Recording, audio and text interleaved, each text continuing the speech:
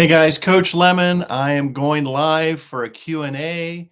Please join me with all your questions. So please put your questions down in the chat below and I will be answering those as they come up. I've also got some questions from people that have posted some questions on my social media or other people that have signed up for my newsletter, which you can sign up for my newsletter at coachlemon.com. And I've also got some questions from people on the newsletter. So first of all, just a little bit about me.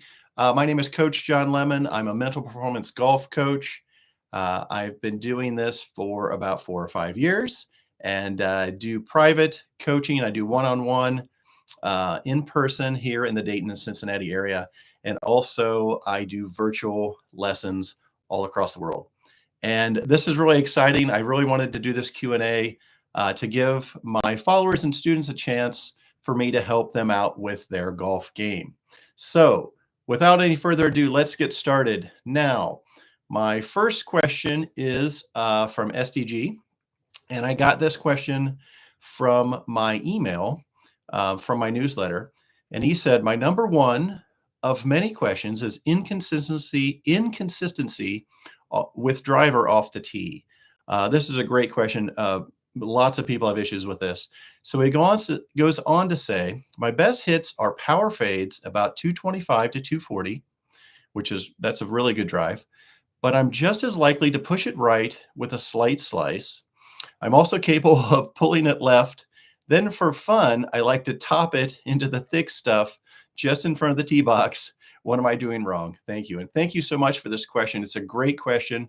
To start with, if you're hitting it 240 yards, you've got a very good club head speed. You've got a good swing. You're hitting it pretty good. And a little power fade is really nice. Now, what's interesting is when you're using a driver especially, how the angle of your club is, as the driver is, as it hits the golf ball is very, very important. If you're hitting a slight fade and then with kind of a slice, you probably have kind of an out to in club path. And when you do that, the ball or the club will come across like that and kind of spin the ball a little bit to the right.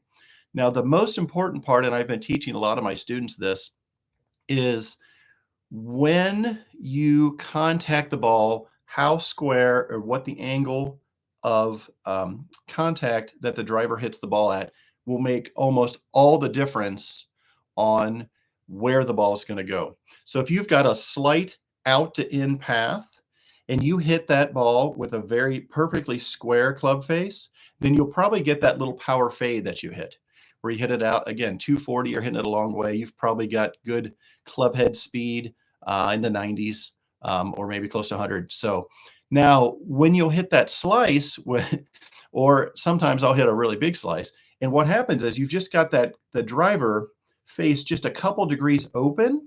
You've got that same path, but you've got a couple degrees open. And then as you hit it, it will really spin off to the right. And that's probably why you get that big slice. Now, what's very interesting, and this is something I've been talking to a lot of my students about, and actually something I've kind of been working on myself. So what's also interesting is if you've got that out to in club path and you have your club face closed a few degrees, just a few degrees, I mean, 2 to 4 degrees makes a huge difference, and the path is going this way and the club is on that same line, you will have that nice, what they kind of call a double cross. It can also be a duck hook sometimes, and it will go to the left. And a lot of times it'll be like this straight, solid, crazy bullet, really far left.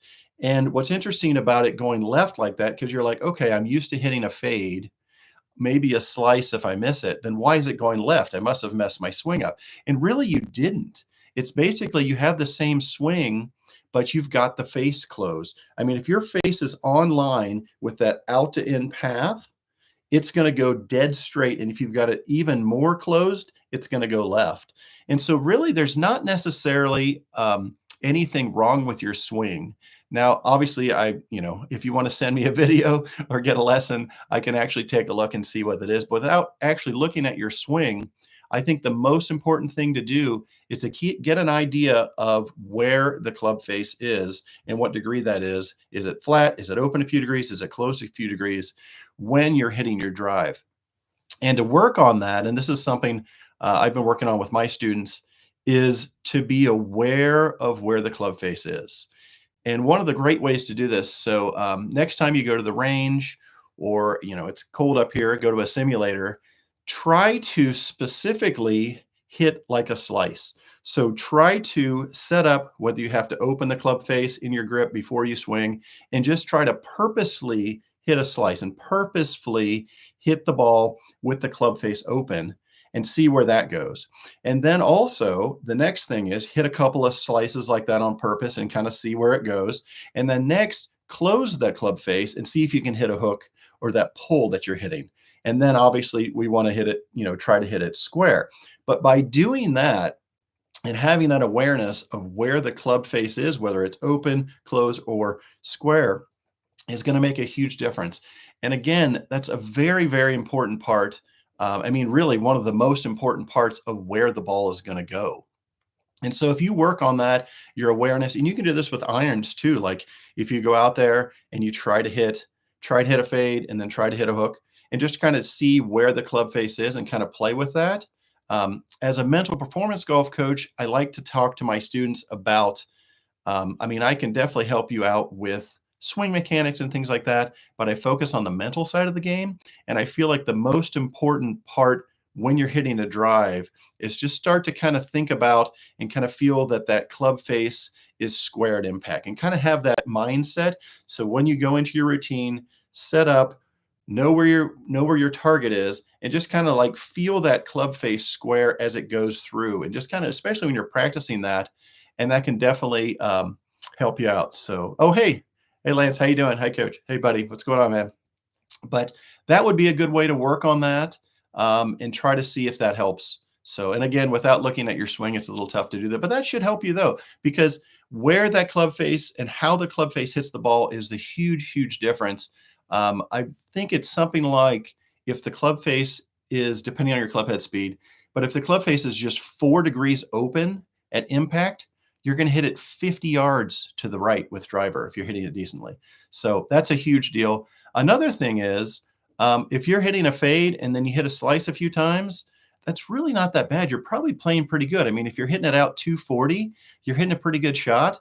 Another thing I like to work on with my students is expectation management. And expectation management kind of starts with being kind to ourselves when we hit bad shots. Because if you think about it, PGA pros, live golf pros, pro golfers have at least a 65 or 70 yard or more dispersion with their drives. So if the best players in the world can hit it 65 between, 65 yards right, 65 yards left, 35 yards either way, then we're probably putting a lot of pressure on ourselves to hit it in the fairway and straight. And we just need to be kind to ourselves and understand that this is how it goes. I mean, like I said, if you've got that out to in swing path and you've got that club face open just a couple degrees, you might even just miss the fairway over to the right. You might hit that little power fade or just hit it over to the right. But if you've got that 4 degrees open, I mean, that's going to be 50 yards to the right and probably in the trees. And the margin for error with driver is so thin and so small, especially since you're swinging it so fast. So SDG, I hope that helps you out. And let's go on to the next question. And this is from Chad. And this was another question that was submitted through my newsletter. And Chad says, I use a 58-degree wedge around the green for everything. Over the years, I have gotten pretty good at flopping the ball up to the flag, but I know I need to learn a bump and run. Smart. And what is a good practice lesson for learning to play with different clubs around the green? Chad, this is a great question. And I like to think of myself as kind of a short game wizard. I really love giving lessons on the short game with my students. In fact, when I do a 3-lesson in-person, start with three lessons with my students, I like to have at least one of those lessons around the green with putting and chipping, because I feel like there's a lot of low-hanging fruit with a lot of amateurs especially, and a lot of things that we can do, just not huge changes, um, but we can think about things a little differently and really improve our game really well. So the big thing that I talk about when you're around the green is deciding what type of shot to hit. So just because you're hitting a 58-degree wedge or a 60-degree flop shot doesn't mean you're not hitting the wrong shot. It might be the right shot at the right time. It just depends on what type of lie you have, where the pin is, how fast the greens are, downhill, uphill, things like that. So the first thing we need to assess when we come up to a shot that's off the green is to see like, okay, what kind of lie is this? Where the pin is, how far I have to land the ball on the green. And if you've got a pin that's kind of short, or you're going over maybe a bunker or something like that, the 58 or 60-degree wedge might be the perfect shot for that. But there's lots and lots of instances. In fact, I taught Chad's son Hayden about this. A lot of kids these days are really, really addicted to or just love their 60-degree or 58-degree wedge, and they use it for every shot around the green. And again, in the right circumstance, it's great, but there's so many situations where it makes it more difficult. If you've got a pin where you've got a lot of room on the green, let's say you've got a back pin, you just left a little bit short, you're in the fairway, you've got a great lie. Well, I think hitting a 60-degree or 58-degree wedge is actually making that shot even more difficult. Like, it makes it tougher. I would suggest using like a 52-degree, a gap wedge, 50-degree, a pitching wedge, depending on how long the shot is. I mean, I've used like an 8-iron. I know my dad used to use an 8-iron all the time. And something like that to get the ball on the green and running faster, or more quickly, I should say, is a much better way to do that. And so the best way to practice that, and a lot of times I do this when I'm warming up before I go play. If I don't have a ton of time to warm up, I'll start hitting chip shots with either a pitching wedge or sometimes even an 8-iron, and just chip around the green with that and kind of get used to that. And the first reason is I want to get used to hitting the ball correctly. And then this also gives me a good idea of how the greens are rolling. Because if I'm hitting a flop shot, it's not going to roll very much on the green, and I'm not going to get a very good idea of how the greens are rolling, because it's not going to roll very far. Hitting a 60-degree wedge, I'm going to hit it pretty close to the hole and not let it roll. But if I'm using a pitching wedge or an 8-iron, the ball, it needs to get on the green, just on the green, and I want that to roll. And I've got a couple of different lessons, videos that I've got where I talk about that, chipping like a champ and different things. But basically the best way to do this is to start setting yourself up if you're on the practice green, and look for a ball, or I'm sorry, and chip to a hole that's a little farther away. So you've got like you've got a lot of room on the green to work with, and just kind of get used to hitting that pitching wedge. Pick a spot where it's less than halfway to the hole. In fact, just use like an 8-iron and just try to just chip it on the green and watch the ball roll the rest of the way to the hole. And if you do that, you'll notice, and I like to do this with my students, especially the ones, like I said, that are addicted to using their pitching wedge. In fact, a girl on the team last year, she was really good. And again, she was a great player, our number one player on the team. And she had been using her 60-degree a lot. And I was like, hey, this practice session, you're not allowed to use your 60-degree. I want you to use your pitching wedge. And the pitching wedge there, she was just like, this is crazy. I didn't even want to go crazy and be like, use an 8-iron. So we had this long chip shot, and it took her a few chips to get used to it. But then I looked up and she chipped one in, and she's like, wow, look at that. And if you'll notice, like, as an example, you can try to practice using a 60-degree wedge. And I suggest you do this, Chad. This would be great. Just be like, all right, we've got kind of a long hole where we've got a lot of green to work with. Chip about 5 shots with your 60-degree, see how close you can get, and then get warmed up with like a pitching wedge or an 8-iron, and see how much smaller your dispersion pattern is. And the reason that is the case, once you get used to it, may take you a few chips to get used to the speed, but you have a better chance of getting the ball close, in my opinion, the sooner you get it rolling on the green. Because basically, instead of having to decide and hit like the precise shot where it has to land very perfectly. With a bump and run type shot, you can just get that on the green, especially if it's kind of a downhill or a flat chip. You can just get that on the green and it'll roll right by the hole. In fact, it'll a lot of times it'll give you a better chance of hitting the ball in the hole or close to the hole because it's basically just like a glorified putt. And obviously, if you were 40 feet from the hole, would you rather chip it or would you rather putt it? And almost everybody would much rather putt it. And so basically, that's kind of what we're doing with kind of a bump and run, where we're using a pitching wedge or an 8-iron. We're just getting the ball, just chipping it up on the green and letting it roll the rest of the way to the hole. But yeah, there's multiple ways to practice that. And again, I've got a couple videos about that, about chipping. So great question, Chad. I really appreciate that. Appreciate you reaching out. Now, another thing is, I've been getting a lot of questions about when will I get a hole in one? And this comes from what I've been posting on YouTube and all my social media is my basically a hole in one challenge. And it has been, you guys have seen a lot of these videos. And oh, thanks, Chad. Hope that helps you, buddy. But you guys have seen a lot of these videos. And it's been where I start with, it's been this many days since I've had a hole in one. And so the truth is, I have had 2 hole in ones in my life, but it's been a very, very long time. In fact, I've got here it is. I've got the hole in one. The last time I hit a hole in one was on 10-7 of 13, and this is actually the ball that I hit it with. And so it's been over 11 years since I've had a hole in one. And I'm trying. It's not for lack of trying. I've had a couple of close calls. In fact, some of my closest calls this year were shots that I didn't film. And I thought, wow, that would be an absolute tragedy if I got a hole in one and I decided to get lazy and didn't actually film the hole in one. But it's kind of fun though. It's been a great thing. You guys have really been rooting for me. And again, I've had a couple of different close calls.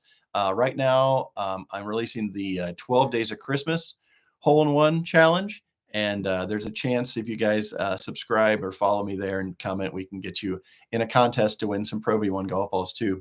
And then over here, I've got, this is the first time I had a hole in one and my wife put together this really cool box. And she's got the scorecard in there. I think you can see that. And then the actual golf ball. And I got this hole in one on 9-7 of 02. So it was, I mean, it was what? So it was like basically 11 years between my first 2 hole in ones. So I was kind of hoping I would get it this year, but that was kind of a fun one. I was playing in the club championship qualifier at Castle Hills, playing kind of crappy, to be honest with you, on the back 9. It was hole 16. And I just wasn't having that great a day. I just was like, man, the last 3 holes are kind of tough. And I'm like, I'm just going to phone it in. So I hit a shot and it looked really good. The interesting thing is at Castle Hills, 16 is sloped, and then there's like a hill in front of the green, so you can't see the green. And so I hit it, and I was like, wow, that was really good. Looked right at the hole. And so I started walking up, and there was 2 guys playing with me, and they were in carts, and so they both had hit good shots up there too. And so they drove up to the green before me, and they were like, I only see two balls on the green. And I was like, at that point, I just started running. So I ran up there, and sure enough, you could see my ball mark right in front of the hole, and it had bounced up, and it was right in the hole, and it was pretty fun. So, but yeah, I didn't get to see the ball go in.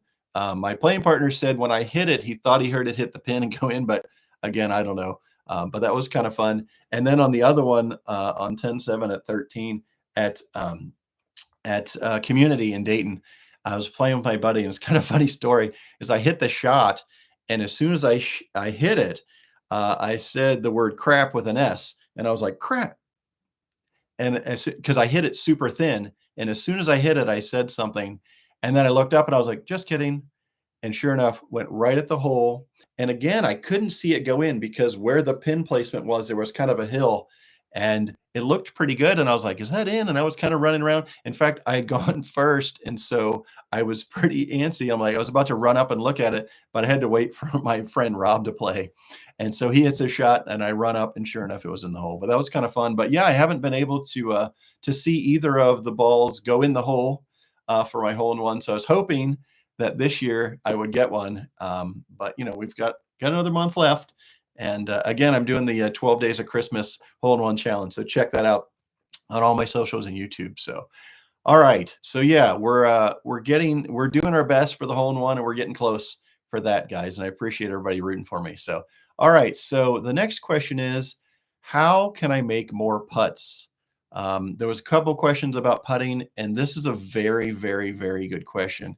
Um, the thing that I like to teach my students, I have two drills that like to do. I also do these myself, and one of those is to use a mirror. The first thing that I think is important about putting and to putt at your best is to make sure that you're getting the ball started on the correct line, that the face is square, you've got a nice solid putt, you hit the ball nice and solid. And the easiest way I think to do that, excuse me, the easiest way I think to do that is to use a mirror. There's multiple different mirrors. You can get it's not super expensive. You can get those on Amazon. And I just set it up. I usually do about a 6-foot putt, something like that, not a super long putt, maybe 6 to 8 foot putt. And make sure it's a straight putt. Line that up, get behind it, line it up on the green, and then just hit ball after ball after ball. And what's great about the mirror is when you sit over the mirror, you can look down and see if your shoulders are square, see if your eyes are over the ball, and then you have a much better, with all the lines on your putter and the lines on the mirror, it gives you a really good way to see if the ball is starting on line and how your putter's going. And if you have a straight putt, you'll be able to very quickly see how or where the ball is going off the line. In fact, I was doing this the other day, and I hadn't been putting, like about a month or two ago. I hadn't been putting that great, and I was like, "Wow, what's the deal?" Actually, it's early in the year, and I realized it seemed like, especially under pressure, I had been pushing putts out to the right. And sure enough, I hadn't been on the mirror for a long time. So I got on the mirror, I looked at it, and I noticed that my shoulders were slightly open, which would give me a tendency to push putts. And so it was kind of interesting how, with that instant feedback from the mirror, I was able to correct that. And then after a couple practice sessions, I was definitely rolling the ball a lot quicker. So that's the best. One of the two things that I teach. That's a great drill to get started by using the mirror. A lot of my students, I was talking to a Division II golfer that is one of my students the other day, and I was just like, you need to I know you're a great putter, but just at least do that a couple times a week, because you can make 50 putts is what I usually do, and it takes me like 10 or 15 minutes. So it doesn't have to take a lot of time, but I feel like the benefit of doing that, especially only 10 or 15 minutes once or twice a week, the benefits are huge on that. And then the other part of that, so putting is two main things, I think, besides reading the greens, of course, but is getting the ball started on the right line, and then the rest is just speed. So I like to teach speed drills. There's multiple different ones to do. I kind of like to do different ones. When I'm warming up to play around a golf, I will putt to the edge of the green. I don't like to putt to an actual hole, because especially if I'm doing speed putts, I'm going to be doing long putts, and you'll probably miss, statistically, you'll miss a lot of those putts.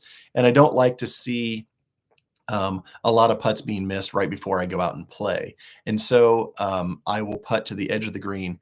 But what I like to do is I'll just set up, and you can do this to a tee, a ball mark, or anything.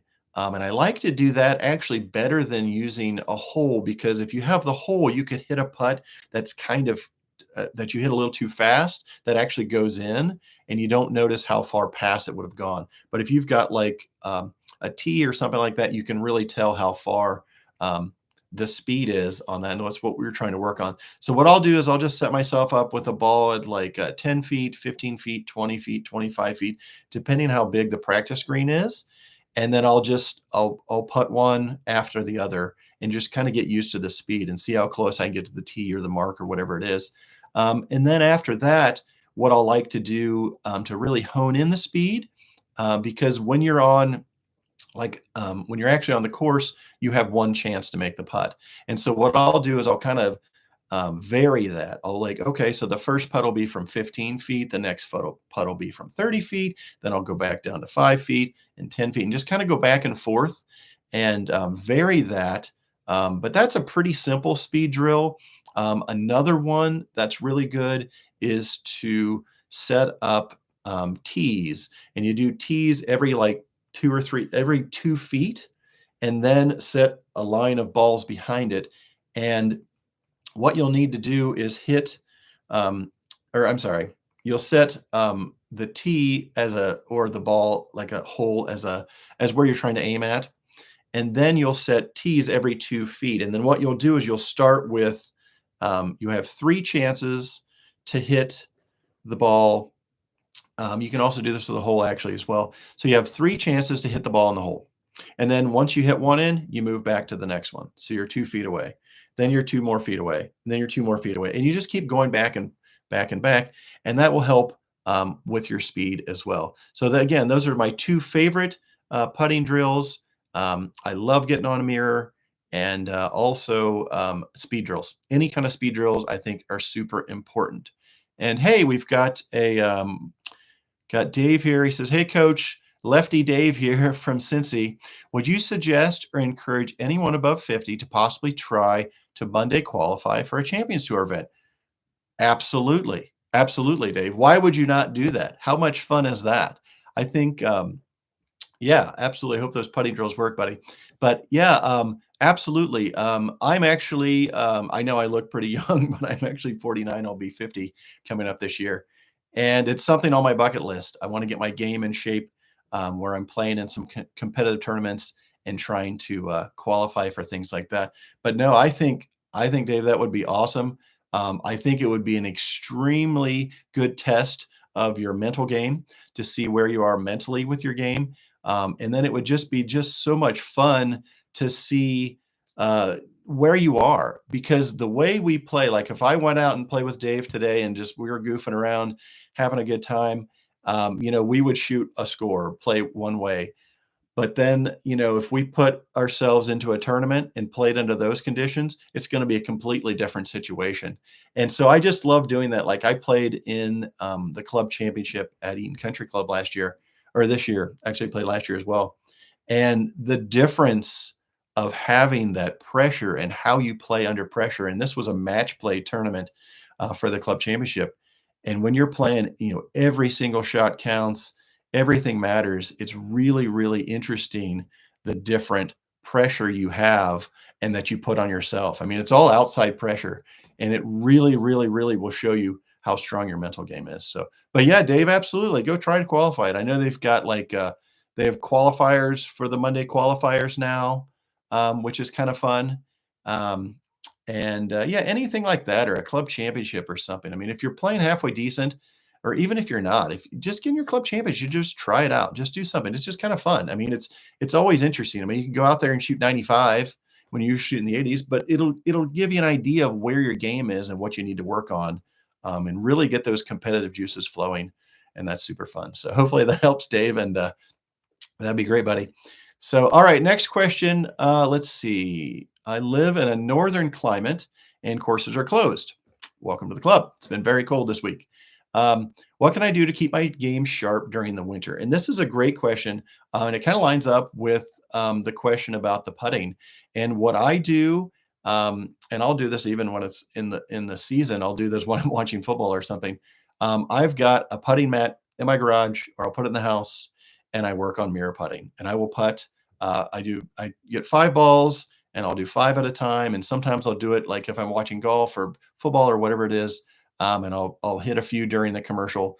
A lot of times I'll put on a YouTube channel, watching Brian Brothers or something, and I'll either watch it depending on what video I'm watching. I'll either have it on the background and just hit my 50 putts, um, or I'll hit like 5 or 10 and then pause and then try again. But getting on the mirror and putting on the mirror will be very, very important to get that stroke set up and grooved in, especially in the off season. And the other thing I like to do, if you don't have a ton of room, if you don't have a simulator in your garage, or you don't have access to that, or even are able to do that a few times, I've got just a little chipping mat and a bucket, and I've got it kind of set up in the garage. And I had a video where I showed about that. I'm going to probably have another one coming out too. And I just try to chip a little bit. Your chipping is going to be something that I feel like the putting, the chipping, and those type of feel things are things that you lose over the winter. So anything you can do to keep that sharp. And another thing I've noticed that even if you're just chipping, and I'm hitting a ball like, I don't know, 10 feet, I'm not hitting it very far. You could also do some rubber foam balls that you can hit a little farther. Anything like that, I think would really help, because not only are you just hitting the chip shots and getting used to contacting the ball, but it's the same, and this will help you with your full swing as well. And I know I this has helped me as well, because that contact, when your body and your mind get used to contacting the ball in the club face, that perfect shot, even if it's just a chip shot, that can really help some of your full swing. In fact, one of the drills I use with a lot of my students is just have them take an 8 iron and hit it just like 50 yards. And if you're in the garage, you've got like, 10 or 20 feet maybe, you could just hit like, you could hit into a net, of course. But if you don't have that, you could just use a foam ball and just used to hitting that short shot.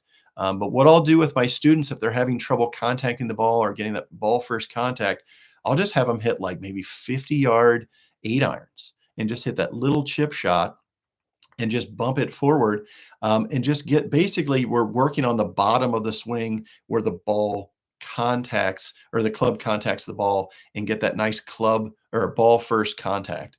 So that I think is a great thing to do. So let's see what Dave said. Yes, I very much agree with you that too. What about playing in these AM Tour events? I used to play it on the Michelob Ultra Tour. Nice, impressive. Thanks again. Merry Christmas, Jude Freeman. Thanks, man. I appreciate it, Dave.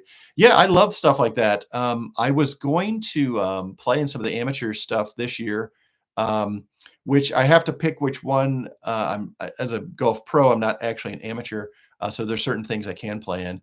But yeah, anything like that is awesome. There's a couple really cool amateur tours around Cincinnati.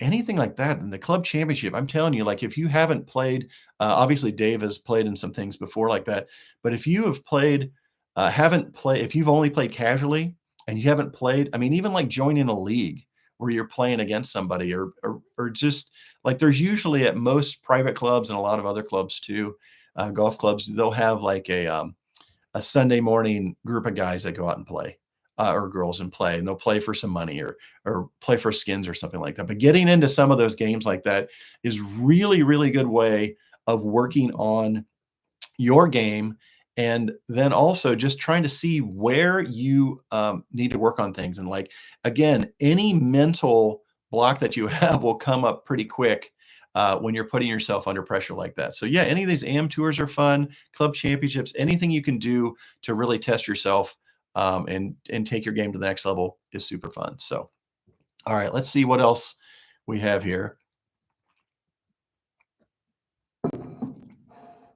Oh, Gorilla Glue Monday Morning Golf League. Oh yeah, absolutely. Like I said, anything like that's really helpful. I've got a buddy of mine that plays, I think at the Hamilton Elks, they've got a pretty good group of guys that play. I mean, most places play kind of a money game on Sundays or Saturday morning, and stuff like that's just, oh, it's super great practice. And again, you'll really see where you are mentally, and notice things you need to work on. So, all right, let's see what the next question is. If I took a lesson, would I actually improve my golf game? And by how much? This is a great question. And I feel like a lot of people, and this is the way I was back in the day for sure. Like, I was scared to take a lesson, um, for a few reasons. I mean, here I am. I don't necessarily know the guy. I want to make sure the coach is trustworthy, and I don't want him to mess my swing up. I was actually, probably 20 years ago or so, I didn't really want to take lessons, and I really needed to, but I wasn't sure what to do and what to work on, and I was afraid that I was going to get worse before I get better, or whatever it is. Um, but if you're getting quality lessons from a quality coach, it's really, really important, and it can really, really help your game. Now, how much it can help your game is going to depend on the quality of the coach, and then also the practice that you're going to be putting into it. How much practice are you going to be putting into it? Um, a lot of people, when they come to me, they're like, how often should I do lessons? And it really depends. If you're like a division, 1 or 2 golfer in college or high school or whatever, Getting lessons for me once a week when you're practicing all the time is probably good for you. Now, people that aren't playing enough or practicing enough are able to practice the things, the drills that we work on in our lessons. Maybe you can get a lesson every other week. And then some for some more casual people, maybe once a month. So it kind of depends. And how fast you're going to improve is going to depend on kind of where your game is right now and what you've done. I mean, if you're a high handicap and you've got maybe some obvious swing flaws or some things that you really need to work on, and hey, you're like, this is the year, 2025 is the year, I'm going to work on some stuff and really put in the practice a couple times a week at least, you can really improve quickly. And obviously, I'm a little biased because I am a golf coach, but I really think that getting lessons can improve. And in fact, it was probably trying to think when it was 2017 was the last time I had lessons, and I'm actually working on getting some lessons lined up for myself here soon too. But I had lessons, and I knew the coach was really good. I had worked with him before. I had heard some really good testimonials. I knew some things, and he really helped my game. And it was the year that I really wanted to work on it, and and I knew I had the time to put the time in as well. And it really helped my game. I mean, I that year was the year that I won, the, club championship at or the, city amateur at, the Dayton City Amateur, and I really had one of my best years in the league. I was probably like a 2 handicap for 9 holes and stuff, and I played really, really well that year, and I owe a lot to that, to the lessons I did. Now the one thing, I think people will do is they'll get 1 lesson, and then they'll stop, and they won't get another lesson. And again, I know it sounds like I am a golf coach and I do this for a living, but if you're not getting at least some kind of tune up with, because if we can fix, like, say you've got a swing flaw and we've kind of worked on that and you've worked through that, well, there's going to be something else that comes through. And if you don't have somebody, at least virtually or a video or something, take a look at your swing kind of often, you can get into other habits. And especially if you've changed a few things, your swing can get a little more out of whack. And then it's going to be tough to kind of get back online. And what's interesting about the golf swing is the golf swing is an interesting thing. It's a very individual thing. It's very based on how you feel sometimes. Sometimes you just don't have it. The other part of that is you could be in kind of a slump and then go and try to change something that you're doing when you don't really need to change anything, where you just need to kind of stick with what you're doing or maybe tune up something fine tuning. So, but yeah, I think golf lessons are great. Find a great coach in your area to do in-person lessons. I obviously do that here in Dayton, Cincinnati. And I've also do virtual lessons as well. That has been really important. I mean, everybody's got a phone now. If you're able to video your tape, use a VCR or a camcorder.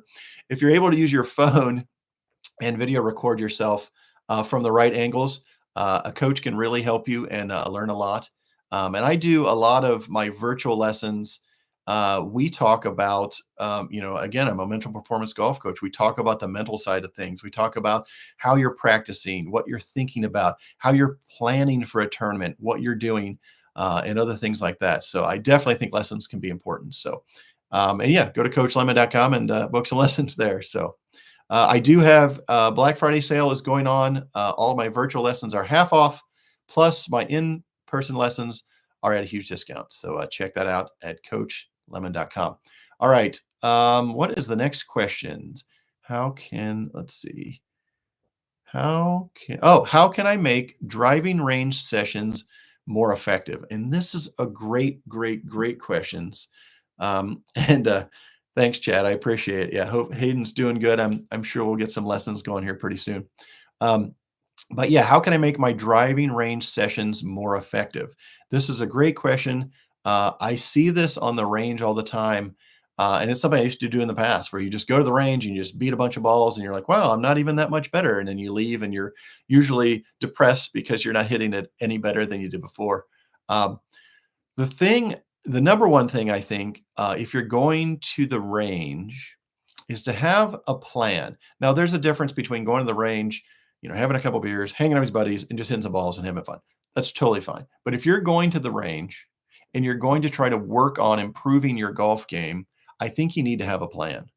And one of those things, it actually kind of lines up. There's another question where the person asks, "What's the easiest way to figure out what part of my game needs work?" That's by tracking. But once you've tracked and figured out what part of your game needs work, like let's say your iron is great, iron game is great, chipping's good, putting's good, you're solid, you've been watching lessons with Lemon, you got all that figured out, but your driver's bad. Well, if you need to work on that, go to the range and don't hit a bunch of wedges. Let's go work on your driver. But the biggest thing I think I see people do is they hit too many balls too quickly with no feedback. So the biggest thing I would do is I would slow down. I would slow down at the range. What I'll do for myself is I will put the bucket of balls kind of a ways away. I don't just spill it right next to where I'm standing, where I can just hit one, tee it up, hit one, tee it up, hit one, tee it up, because I feel like you're not actually getting actually any practice in, and you're not really improving. Also, that's not the way you play golf on an actual golf course. You hit, maybe 14 drives around, and it's a long time between drives. Plus, if you've been, if you've listened to me and you've worked on your pre-shot routine, you have a pre-shot routine when you're playing on the course. And I think you really need to work on your pre-shot routine and integrate that when you're on the driving range to really help you play better. I mean, if you think about it, if you're just hitting ball after ball after ball, again, that's just not like being on the course, and it's not necessarily helping you. But one of the things I like to do, let's say we're talking about driver, I'll set myself up. I'll use alignment sticks. I think that is a huge thing. If you don't have alignment sticks, get some. If not, just set down like a 4-iron or a long iron to help line yourself up. Because I feel like alignment is a big thing, kind of some low hanging fruit that can help your golf game. So make sure that when you're practicing on the range, put alignment sticks down, work on your alignment. That's first. And then also I like to set myself up where like, okay, I've got, this, maybe there's a 250-yard marker and then like a tree or whatever, and give myself kind of a like 60-yard wide or 70-yard wide target with my driver. And like, okay, I'm aiming for the tree there and I'm hitting kind of a fade that way. And that way you can hit and have a little better idea of where the ball would be if you were on the course. And the more you can get used to this practice with having one target, knowing how wide the fairway is, and getting your alignment correct, the better that you'll be able to do this when you are on the course. And also, I like to do this when I'm about to go out and play. I will, I'll practice like my drive, like I'm playing my tee shot on number one. And so I'll be like, I'll pick a target, which is like the tree in the background. This is where that down the left side, I want to hit a little fade out to there on number one. And so I'll practice those shots like I'm hitting it on the course. That way, when I go out and hit it, I'm ready to go. But really, if there's just one, the top answer to that question is to just slow down. Slow down and take your full pre-shot routine for most of the shots. Now, you don't have to do your full complete pre-shot routine, but at least do most of your pre-shot routine for each of the shots. And slowing down, taking a breath in between, and just kind of thinking about where you want the ball to go instead of just hitting ball after ball will definitely help your practice for sure. So, all right. Let's see. What else do we have here?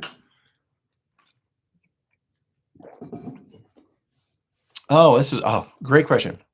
And this is a great question for college golf or pretty much anybody, but especially if you're like in college or high school and you're trying to get better. It says, how much time should I spend practicing putting versus other aspects of the game? And I'll even lump in putting and short game. It's interesting. Sometimes people think that they're really good putters or they are good putters and that they don't need to practice it. And I really think that practicing putting is very important. Chipping and putting is where most of your strokes are. If somebody shoots 100, they're going to have probably 40 putts, and the rest, and they're going to have maybe 20 or 30 other shots around the green. So if 40% of your shots are on the green, you should practice your putting. Um, but also, you also need to work on other aspects of the game. And it also kind of goes back to what you need to work on, tracking where the ball, tracking your tee shots, tracking your greens and regulations, and things like that can help as well. But I think putting is very important, and actually, I think it's really low hanging fruit because if you think about, like I said, if you shoot 100 and you have 40 putts, if you're able to hold a couple more putts, or most importantly, eliminating three putts by doing some speed drills, that can help your game dramatically. But also, I want to make sure that you're able to work on all of your game. Driving is extremely important. Irons is important, but chipping and putting is important as well. In fact, when I was reading that question, I thought they were going to say, um, what percentage of time should I spend on practicing versus playing golf? So I started to answer the wrong question, which is great. But that's a good question too. So let's answer that. Um, if you're somebody that is on the range or on the practice green and practicing tons and tons and tons and tons and tons, and you're at a simulator and working on your numbers, all that stuff, you really need to get out and actually play on the course. Because if you're going to lower your scores, yes, grooving a nice swing, knowing your yardages, having all that is really important. But you really have to know that this game, it's a game. It's a game and it's played out on a golf course, on a green space. Like that's where the game is played. And not only that, but no matter how much you practice on the range, you're never going to get the same shots that you have to hit when you're on the golf course. How many times are you going to have a downhill lie out of a thick rough, or something that actually this is great, something that I always try to get my students to work on, and I know the girls on the team, I had them work on this the last couple of years. Like, how many times are you going to be hitting a punch shot from under a tree where you've got to hit a 4 or 5 iron? Like, you don't practice those on the range. And even if you do practice on the range, it's just not the same as actually playing on the course. So I think there needs to be a good balance between practicing and actually playing on the course. Even if you just get out and play nine, put yourself under some pressure, try to shoot a score. And I think that's a really important thing to do. So make sure that you're not, there's a lot of golfers I've seen that are really, really into golf. And it's usually somebody that's a really high performing high school player or college player. And they are just kind of addicted to the range and they don't play on the course as much. And I think there needs to be a good balance of both. So depending on especially what you're working on. But all right, good question. Let's see. Ah, here we go. It's a good mental performance question. So, how do I stay calm when I'm having a rough round? And this is a great question. And the first answer is it can be tough to do. It can be tough to do if you're not used to that and if you're not used to the situation. Um, but there's different things that I teach my clients to do or my students to do and what I do myself. But staying calm, it takes some practicing.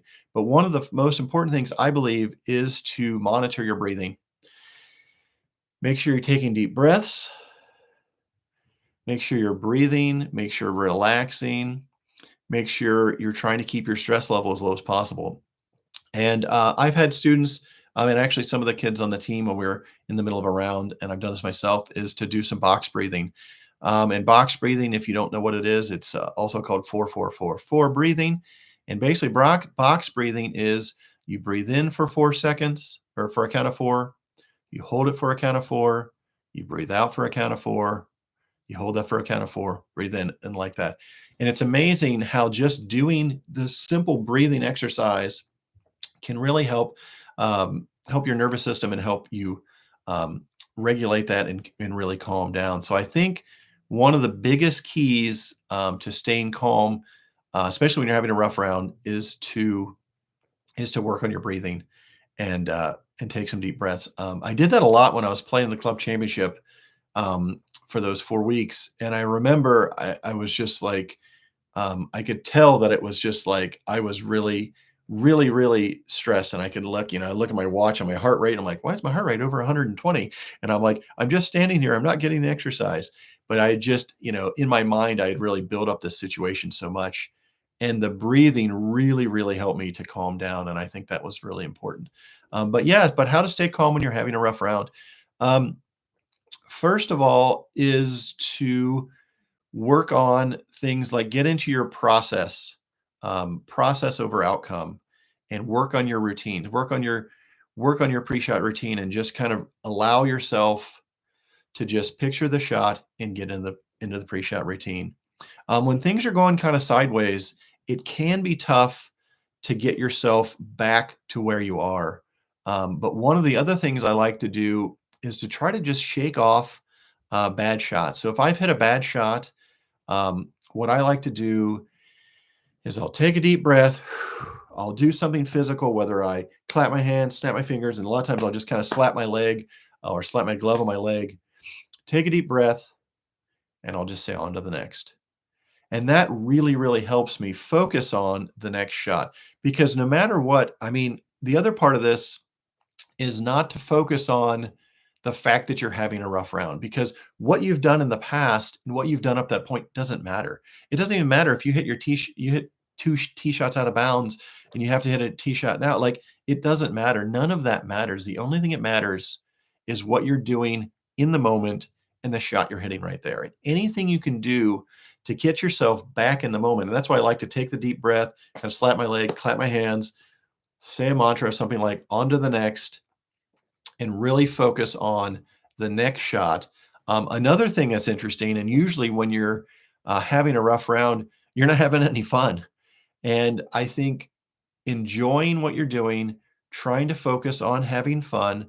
Another thing I like to tell my students and clients to do, and working on myself, is just like, let's say you're just having a bad day. So this is it's a terrible example, but it's a perfect example. Humbling. But when I played in the finals of the club championship, it's a match play round. It's 36 holes. And I had prepared for this mentally, and I thought I was ready to go. But I lost the first 5 holes in a row. And nowhere in my mental preparation had I ever thought, you're going to lose the first, what if you lose the first 5 holes in a row? What are you going to do? I had prepared for, being down a couple and hanging in there and whatever. But it's kind of like the Mike Tyson quote, where everybody has a plan until you get punched in the mouth. And I felt like for 5 holes in a row, I got punched in the mouth. And what I started to do was just trying to make little goals. I was just like, if I can let's just hit one good shot. Let's focus on this good shot. Let's hit one good shot. And if I can hit one good shot, I can hit another good shot. Let's just string a couple good shots together. Let's just make a good putt. Let's just make one shot. And if you can start working on just hitting one good shot here or there, and just being kind to yourself and just kind of having some fun and laughing it off. And again, it can be very difficult to do, especially if you're in a situation where you're under lots of pressure. Like, I really, really wanted to win the club championship finals. And I didn't have my game. And I didn't. I mean, I started off, I lost 5 holes in a row. I just wasn't hitting the shots I needed to hit. But I was just like, all right, let's hang in there. I'd lost 5 holes in a row. So my next goal was just tie a hole. Let's just tie a hole. Let's just get a tie. Let's just get a push. Let's just get a little momentum going, get myself back into it, make sure I focus on my breathing. And I think it took me a few holes to really get back into my breathing and to kind of relax. Again, I would look at my watch and see that, oh, my heart rate was up to whatever. Let's take a few deep breaths, relax into that round. But that's the best way to do it. And then really the other way to do it is to just get used to being in that situation.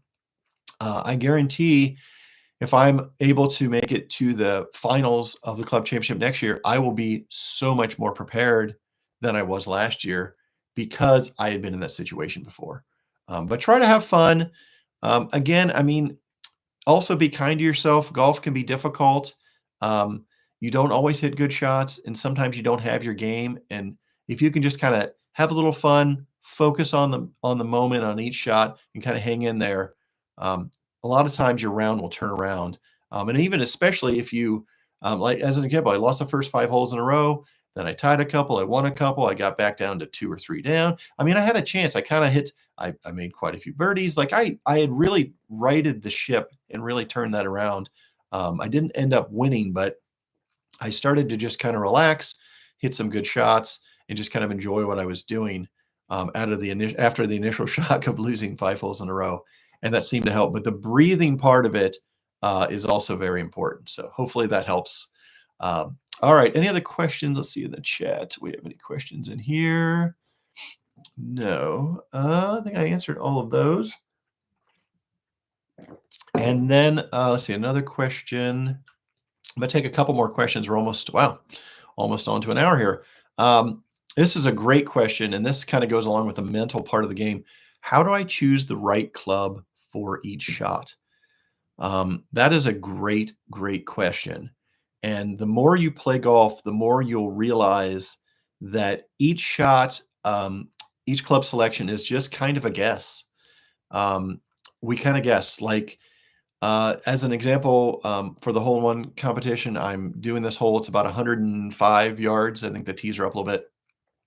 And so, depending on what the wind is, depending on how cold it is, depending on what the lie is, if you're in the fairway in the rough, will depend a lot on what club to hit. But what I like to do is I like to pick a conservative target and take an aggressive swing to a conservative target. So even if the pin is on the front or on the back or on a whatever side, depending on how big the green is, I am normally going for the middle of the green. I'm picking a conservative target and I'm taking an aggressive swing to that. Now, what do I mean by an aggressive swing? When I mean an aggressive swing, I like to take more of a full swing. And I think, especially under pressure, if you're in a big tournament, taking a full swing as opposed to maybe, oh, I'm going to hit like a 60% shot or a 70% shot is going to be more effective. So if you can pick a conservative target, again, middle of the green if you can, middle of the fairway, of course, and take an aggressive swing. So let's, as an example, when I'm hitting my shot into this hole, it's right around 100, 105 yards. And if I'm downwind, I can probably hit my 56 degree, 98 yards ish, but I'd have to really, really hit it really hard. But instead, I like to take the my 52 degree wedge because I know that I can take a nice solid swing. If I hit it solidly, I'm not swinging too hard because I don't want you to swing too hard at it. I'm taking a nice aggressive swing and trying to hit the middle of the green. And I know that with my dispersion pattern, that if I hit it right on the nose and hit it a little solid, I might be over the back a little bit. And if I hit it on the toe or something, I miss it, it'll be a little short. But again, I've picked a nice conservative target and have taken a nice aggressive swing. A better example would be that I've got, so I hit my, let's see, I'm hitting, let's say I'm 140 yards out. I've got a par four. I've hit in the middle of the fairway. I've got a decent line. I'm 140 yards out. Now my 8 iron goes like 145, could go 150. Um, but I know that if I have trouble over the back, we've got a bunker over the back, we've got water over the back. I don't want to go long, and I'd have to take a little bit off the 8 iron. I'm much more comfortable, especially in a pressure situation in a tournament. I'm much more comfortable aiming for middle of the green and hitting like a 9 iron, where I know that if I can hit this 9 iron and if I hit it as hard as I can and hit it right on the nose, right in the middle of the club face, this will not go over the green and not go into trouble. So the other thing that I like to do when I'm getting myself prepared to hit a shot is to look at the danger first. So if I'm hitting this shot into a green and there's a bunker over it, and then there's water over to the right, I always want to look at where do I not want the ball to go? And that's the first thing I want to work on. I'm not going to focus on that because I don't want, especially when you're hitting this shot, I don't want you to think, well, I don't want to go in the water, I don't want to go over. We don't want to do that. But when you're first assessing and deciding what club to hit, I want you to look at the danger, figure out where you don't want to go, pick your very conservative target, and then hit a nice solid shot to that target. And so, like I said, if there was a bunker over and I know that I've got 140 in the middle of the green, and if I hit my 8 iron right on the nose, it's probably going to go over. I want to make sure that I club down a little bit and give myself a little better chance. That way, if I hit my 9 iron full, perfect. It's not going into the bunker, which would be just basically give myself, if I hit it in the bunker, depending on the shot or the hole, um, I could be bringing in double bogey or bogey into play. And instead, if I hit a 9 iron, if I hit it perfect, it's on the green. If I hit a little short, I've got an easy chip shot. So it's all about figuring out what's the best conservative target. Like, where do I want to miss this shot? With my dispersion pattern is about like this, like a shotgun shot. So if my dispersion with like an 8 iron or something is like, 40 yards, where do I want to, or 9 iron, where do I want the middle of that to be? And if I know that I can miss it 20 yards on the left or 20 yards on the right, what's the best chance to get myself on the green? And then if I don't hit the green, what's the best shot? Like, is there fairway short and a bunker long? Well, then I'm going to aim a little bit forward, because the worst case scenario is if I hit a perfect shot over the green in the bunker, and then I'm going to be giving myself, having a tough chance at making bogey, and taking par out of the chance. But instead, if I club down, hit a 9 iron, knowing that if I hit it perfect, I'm in good shot shape. If I hit it off the toe or off the heel, whatever, it'll be a little short, but I've got an easy chip shot. Things like that will really help you decide how to hit the shot and what club to hit. So great question. I really appreciate you guys coming out and watching this and joining me for this Q&A. I'm currently running a Black Friday sale with all my virtual lessons are half off. Plus, if you're in the Dayton and Cincinnati area, all my in-person lessons are at a big discount. All that stuff is at coachlemon.com. Check that out. Also, we're in the middle of a 12 Days of Christmas giveaway where I'm giving away a dozen Pro V1s. And if I get a hole in one, I'm giving away 12 dozen Pro V1s. And all you have to do to get into that is to subscribe to my YouTube channel, like, comment on each of the days for the 12 days. And then if you're not on YouTube, if you follow me on Instagram or on X, and like and comment on those, and you'll get entered into the contest to win a dozen Pro V1s. I will mail it to your house. US only, ... Other things apply. So, but thanks so much, guys, for hanging out. Dave and Chad and Lance and all the rest of you guys, and for all of you sending in your questions on my newsletter. You can also sign up my newsletter. Again, go to coachlemon.com. For all of that, I've got that in the show notes or in the description below. And I really appreciate this. This is super fun. I'll be doing this again. And swing strong, guys. Have a great day. Cheers. Thanks for joining me.